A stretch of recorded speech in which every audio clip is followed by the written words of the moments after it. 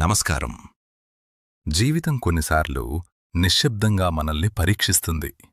మన అడుగులు నెమ్మదిస్తాయి, మనసు భారంగా మారుతుంది. ఎంత ప్రయత్నించినా, ఎంత ప్రార్థించినా ఏమీ మారడం లేదనిపించే క్షణాలు వస్తాయి. అప్పుడు మనసులో ఒక ప్రశ్న మెదులుతుంది. ఇంకా ఎంతకాలం? కాని తిరుమల వైపు వేసే ప్రతి అడుగులాగా నీ ప్రయాణం కూడా వృధా కాదు. వెంకటేశ్వర స్వామి మనకు గుర్తు చేస్తాడు.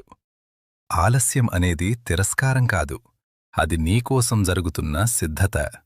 నీకు కావలసిన సమయం నిశ్శబ్దంగా దగ్గరవుతోంది. కాబట్టి భయపడకు, నీ నమ్మకాన్ని వదిలిపెట్టకు. కన్నీళ్లు వచ్చినా ముందుకు సాగు. బాధ ఉన్నా హృదయాన్ని దృఢంగా ఉంచు. కనిపించని మార్గమైనా దానిని నమ్మి నడువు. ఒకరోజు అన్నీ ఒక్కసారిగా మారిపోతాయి. అప్పుడు నీకర్థమవుతుంది, ఈ వేచి చూసిన ప్రతి క్షణం ఎందుకు అవసరమైందో.